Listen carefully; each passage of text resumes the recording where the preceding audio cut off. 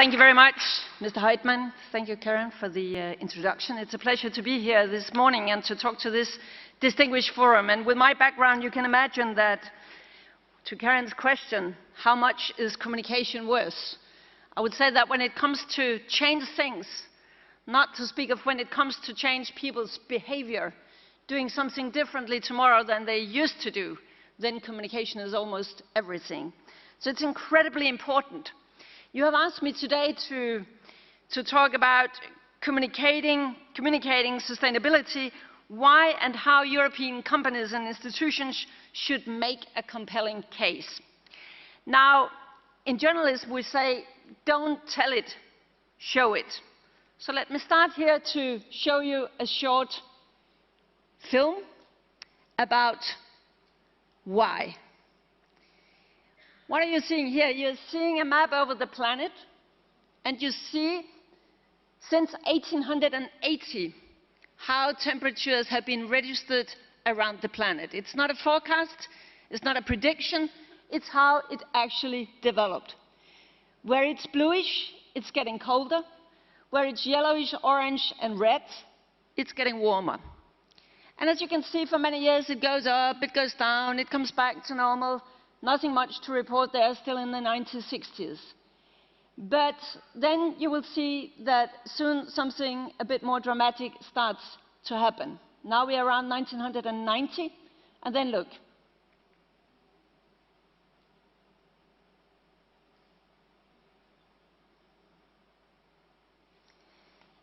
I think this is a very good reason why we have to communicate sustainability. Also because what science tells us is this is only the beginning. This is how it looks in 2012, when we have had an average temperature increase of 0.8%. What we are now trying to stay below is an average increase of 2%. So this is why, this is one very good reason, 36 years in a row, we have now exceeded the average temperature of the 20th century. It looks like a trend, doesn't it? But as if that was not reason enough, we also have another challenge, the increase in population. My grandmother, she was born in 1901. That was when the planet has just exceeded the 1 billion people mark. My children will be living in a world with 9 billion people. I know that to some of you it might sound like good news. 9 billion people is 9 billion consumers. But still, that also spells some challenges, doesn't it?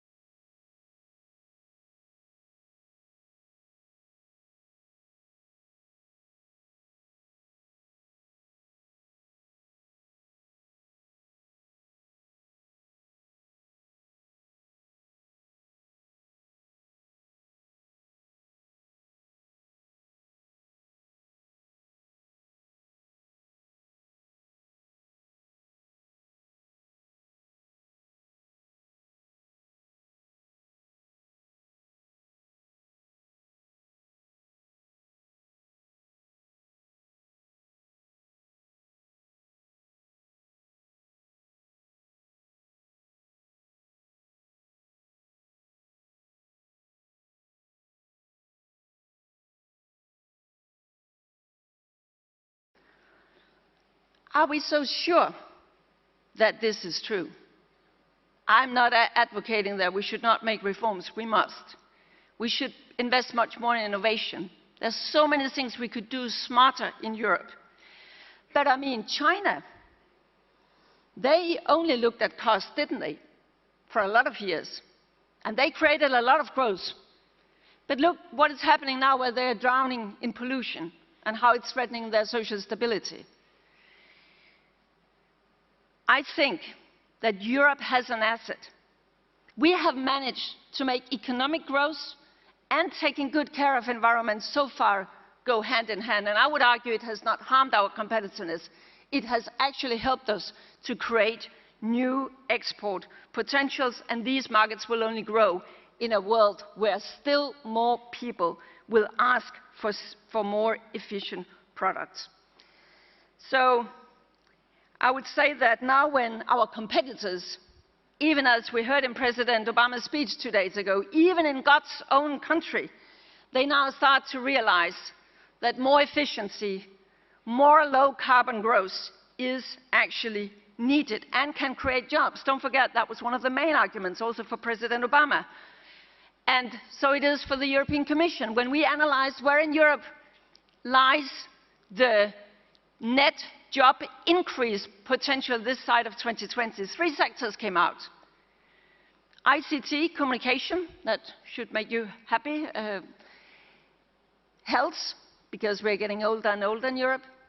And the green sector, energy efficiency, resource efficiency, renewables, and waste handling. That has the potential of really creating the jobs that we so badly need in Europe. I think that was, by the way, one of the reasons why G8 last Monday, as the first sentence in the paragraphs about climate change, said, how we handle climate change will define our future economic growth and well-being. That's new, isn't it? That climate change now has come to the center of the economic discussions. It's not any longer parked in a corner for environmentalists. It's come to the center of the economic discussions, helped by the World Bank, IMF, and OECD, who have long advocated that that is where it belongs. I think that that's quite a compelling case, that our future growth and well-being depends on how we are addressing sustainability and climate change. Lastly, just a few words about communication, or about also the press's role in communicating sustainability. I know as a journalist that climate change, that's old news. We have had it. We brought it many years ago. Cannot continue to focus on that, can we? It doesn't really fit with the news criteria, and it's boring, and it's complicated. Unless, of course, there are catastrophes, and there are some good pictures that we can broadcast. But are we sure that that doesn't say more about our values than anything else? That we waste around 1/3 of all the food we produce in Europe. Is that boring? Is that not a good story? All the new exciting technologies, I think that could spell very good stories. Smart cities, smart traffic. But I think that we have one very big challenge that goes for politicians, business, and journalism and press and information people together. It also goes for the citizens, and that is the complexity. What we are talking about here can be, and is, in its essence, rather complex. And the way we are then handling it is normally that we put things into silos. We organize ourselves around silos. You take care of that problem, I take care of that problem, and they take care of that problem. But the challenge in the 21st century is that many of our big challenges are cross-cutting. So it also may make us have an effort on how to think much more holistically about what to do. We need to work much more together. We need to think holistically, and we need to get rid of this tendency of only thinking for the shorter term. I think that their communication is key. We need more awareness, but the profound understanding is out there. We have knowledge enough. We have solutions enough. What we do not have anymore is bad excuses. We should stop. There are no more excuses for not acting. People are not stupid.